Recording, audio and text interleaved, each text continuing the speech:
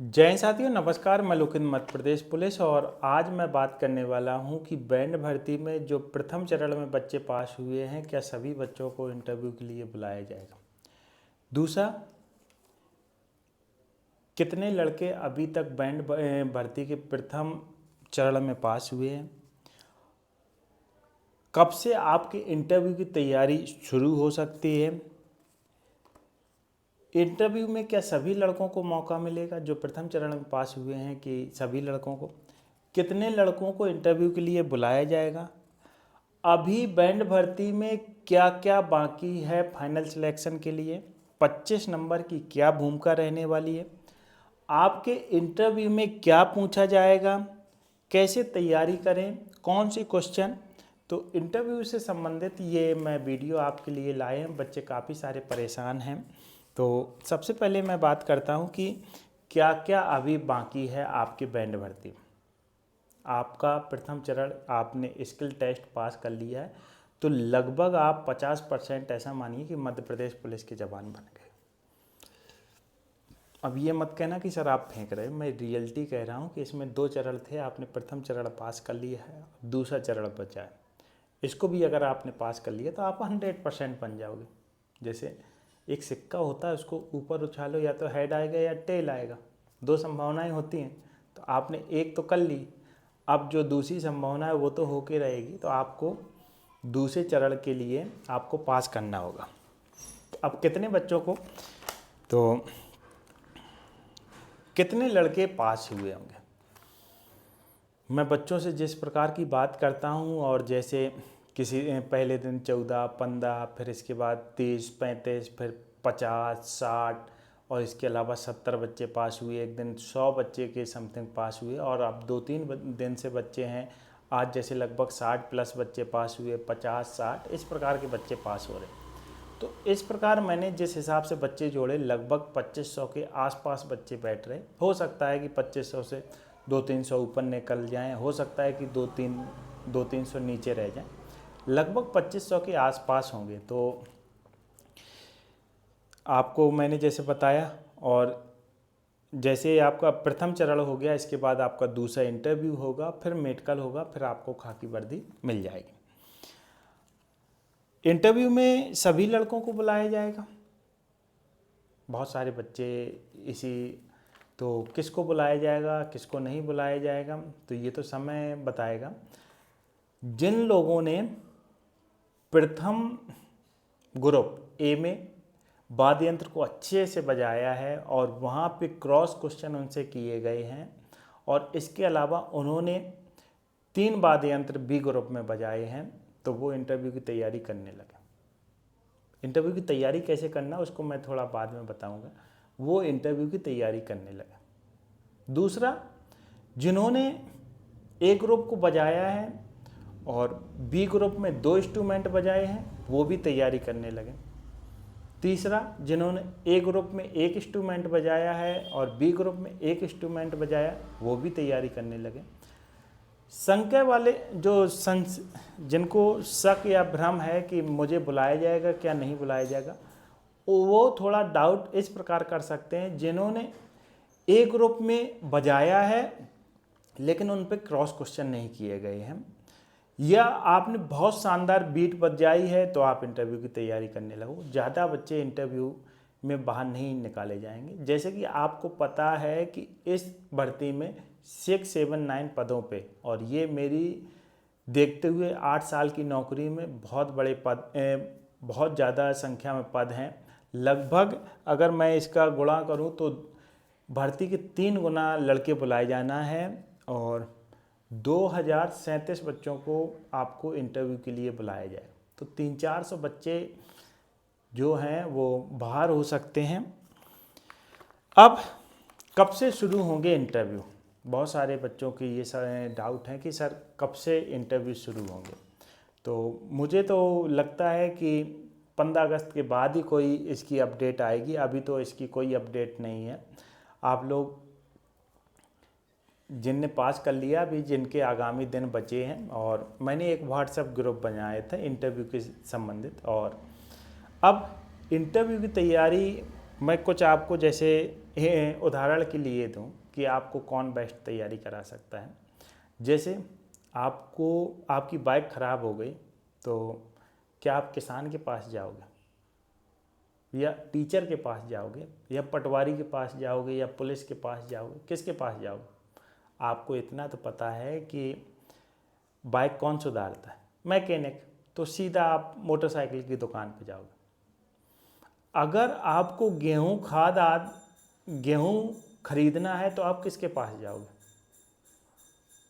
Mechanic के पास तो जाओगे नहीं, जाओगे?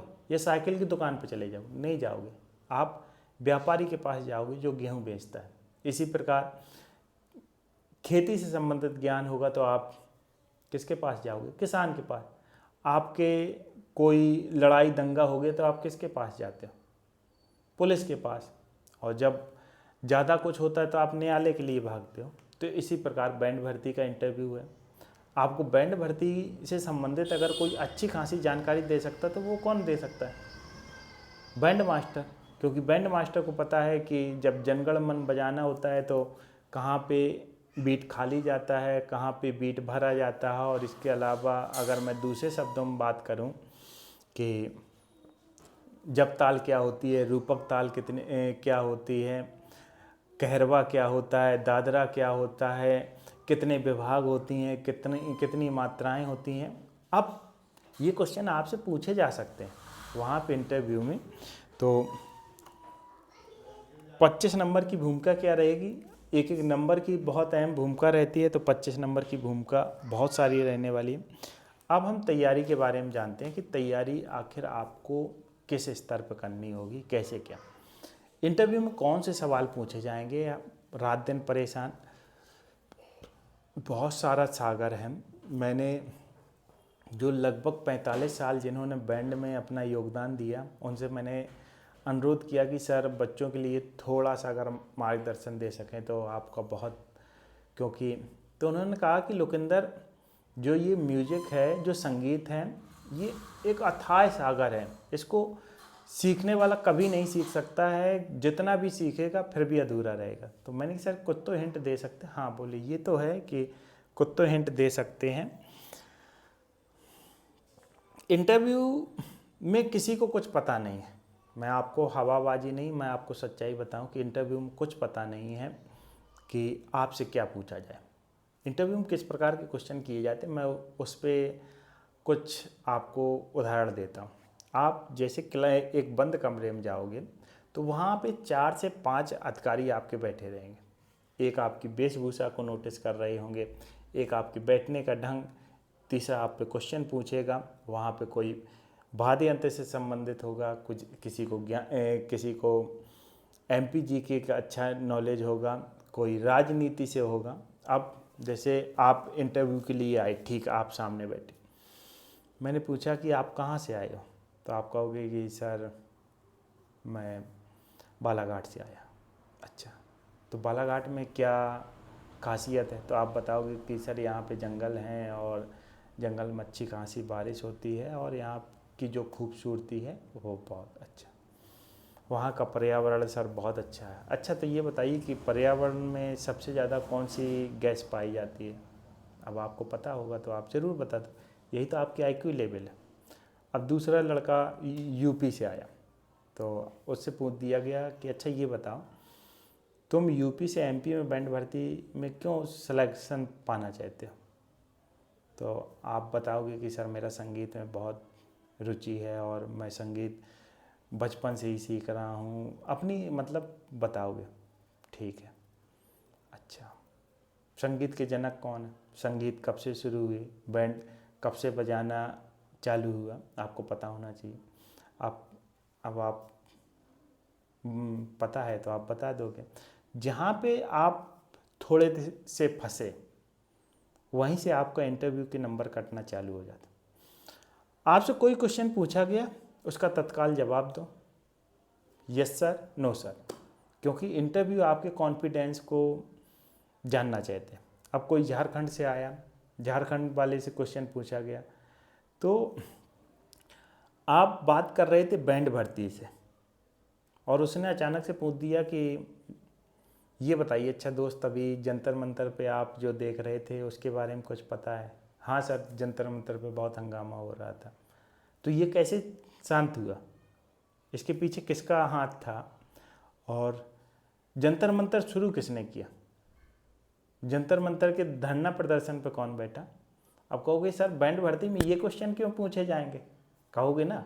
दोस्त किसी को पता नहीं है, आप वहाँ पे जो समिति का गठन होगा और समिति में जो अधिकारी बैठे होंगे उनको भी पता नहीं होगा कि आपसे कौन से क्वेश्चन पूछते। तो सर क्या कैसे क्या पढ़ें? सबसे सीधी और सिंपल ये तरीका है कि हम उसकी प्रैक्टिस करके जा सकते हैं। प्रैक्टिस कैसे क्या? आप करंट अफेयर से संबंधित कुछ क्वेश्चन, एमपी की जीके, जैसे मध्य प्रदेश के वर्तमान सीएम कौन है, राज्यपाल कौन है, मध्य प्रदेश की सबसे लंबी नदी कौन है, कितनी लोकसभा की सीट हैं, कितनी राज्यसभा की सीट हैं, एमपी के कौन सा राष्ट्रीय पक्षी है, पुष्प है। देखो, जब एमपी की नौकरी आपको दी जा रही है तो कहीं ना कहीं आपको एमपी से संबंधित जानकारी होना चाहिए। और इसके अलावा आपसे बहुत सारे सवाल पूछे जा सकते हैं। तो मैं आपसे यही कहूँगा कि अब यूट्यूब पर बहुत सारे कोर्स खरीदे जाएंगे, बेचे जाएंगे, खरीदे जाएंगे, और बहुत सारी बुकें हैं जो आपको मार्केट में ऑनलाइन देखने को मिली। तो कृपया कर आप अगर बुक को खरीद रहे हो या कोर्स को खरीद रहे हैं, सबसे पहले आप उसके कुछ वीडियो देख लीजिए। क्या सामने वाले ने बैंड से संबंधित कुछ जानकारी दी है? क्या सामने वाले को एमपी पुलिस की बैंड भर्ती से संबंधित जानकारी है? क्या सामने वाला, मैं जो चाहता हूँ, क्या सामने वाला वो मुझे दे सकता है? तो ये बातें आप बिल्कुल नोट करें। और अगर आप लोग चाहते हो कि मैं आपके लिए कुछ वीडियो ला सकूं तो मैं मुझसे ही बोल के ला सकता हूं, क्योंकि डिजिटल बोर्ड अभी अपने पास नहीं है। और अगर समय रहते या इंटरव्यू के समय मेरे पास पर्याप्त रुपए हुए तो मैं डिजिटल बोर्ड भी लेके आप तक पढ़ाने का प्रयास करूंगा।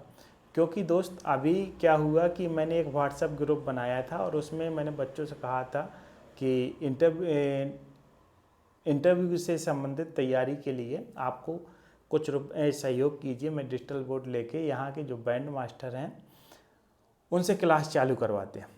कुछ बच्चों ने मुझ पर भरोसा दिलाया और रुपए दे दिए, तो वहाँ पे बच्चे कम सम्मिलित हुए। अभी मैंने कुछ बच्चों के रुपए शेयर किए हैं और मैंने ये कहा था अगर क्लास चालू नहीं हुई तो मैं सभी के रुपए वापस कर दूंगा।